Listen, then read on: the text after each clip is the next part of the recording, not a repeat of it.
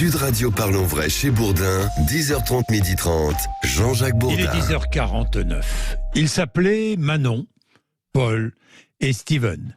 On en sait plus sur ces trois jeunes policiers, 24 et 25 ans. Tués dimanche à Villeneuve-d'Ascq, dans le Nord. Félix Mathieu. Manon, 24 ans, n'était pas encore titularisée, originaire de la région de Douai, dans le Nord. Elle devait prochainement rejoindre la brigade équestre de Lille, justement pour sa première titularisation. Elle avait choisi cette affectation temporaire à Roubaix après avoir été bien classée au concours. C'est ce dont se rappelle le maire de sa commune d'origine, non loin de là, dans le Nord. Paul, 25 ans, originaire de Cambrai, faisait lui ce métier par vocation, indique La Voix du Nord. Déjà à l'école primaire, il voulait être policier, raconte sa mère. On lui avait dit de prévoir un deuxième plan, mais il ne voulait pas faire autre chose. Passionné de hand, de foot et de basket, il s'est installé à Roubaix avec sa compagne. Le couple attendait son premier enfant. Et puis Steven, 25 ans, originaire de Denain, là aussi dans le Nord. Ceux qui l'ont croisé le décrivent comme calme, discret, un peu timide. Il était le père d'un bébé né il y a à peine un an. Tous trois membres d'un équipage de police secours. Ils étaient en train d'accompagner une jeune fille victime de violence au moment de la collision. Une adolescente qu'ils allaient aider à déposer plainte. Ils étaient en train de l'amener à l'hôpital pour qu'elle puisse y être examinée. Le pronostic vital de cette jeune passagère n'est plus engagé à l'heure qu'il est. Merci. Nous sommes avec Denis Jacob, secrétaire général d'Alternative Police CFDT. Denis Jacob, bonjour. Bonjour Jean-Jacques Bourdin. Merci d'être avec nous. Nous venons de dresser le portrait de Manon, de Paul et de Steven. Trois policiers qui étaient en service, qui portaient secours, qui conduisaient une potentielle victime à l'hôpital pour des examens et pour un dépôt de plainte ensuite. Et fauchés dans un choc frontal avec un homme qui conduisait sous l'emprise de la drogue et de l'alcool. 2,8 grammes d'alcool. L'alcool et la drogue au volant. Que peut-on faire, Denis Jacob, contre ce fléau ?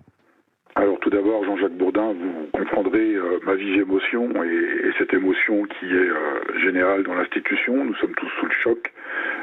Naturellement, nous attendons tous dans l'exercice de notre mission à malheureusement être confrontés à de tels drames. Malheureusement, nous y sommes trop souvent habitués, mais on ne s'y résout jamais et on ne s'y habitue jamais.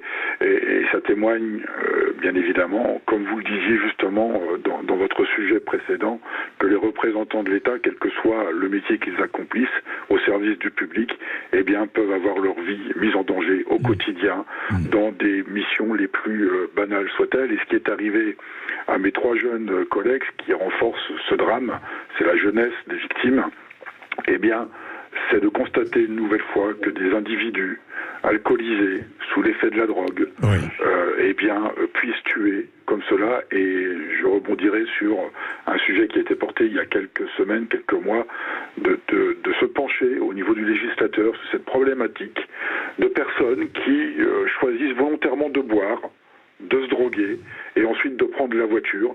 Eh bien, on doit travailler sur la création d'un homicide volontaire routier de la part de ces individus, parce que leur responsabilité est d'avoir bu, de s'être drogué et ensuite de prendre une voiture pour tuer, et on ne peut pas le caractériser autrement comme un acte délibéré d'avoir bu, de s'être drogué et donc d'avoir tué volontairement. Je pense que le législateur, les pouvoirs publics doivent se saisir de ce problème. Homicide volontaire routier. L'homme qui a tué vos collègues avait 24 ans, 2,08 grammes d'alcool dans le sang, je le dis. Il a pris une bretelle à contresens. Il est venu percuter la voiture de police qui était en opération de secours. Il est venu la percuter. Homicide volontaire routier à inscrire dans la loi. Changer la loi, c'est ce que vous demandez, Denis Jacob. Oui, tout Tout à fait, Jean-Jacques Bourdin, parce que vous savez, les policiers, chaque année, effectuent 4 à 5 millions d'interventions de police secours, d'aide, d'assistance, et qu'à tout moment, on peut être victime de ce type de drame. Alors, on est dans le cadre d'un accident, il n'y a pas eu de guet-apens, comme on peut le connaître. Oui, enfin, un accident. Oui et non, parce que la voiture est une arme.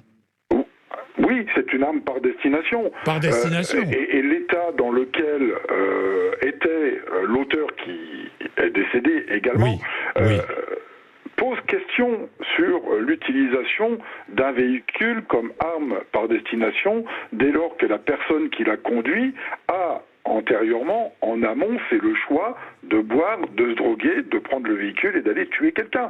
Et donc, oui, je vous rejoins, ça remet en question ce principe de dire il faut créer dans la loi le principe d'un homicide volontaire routier parce qu'on est responsable de ses actes en tout temps et en tout lieu et qu'on doit en répondre devant la justice quand on a tué quelqu'un.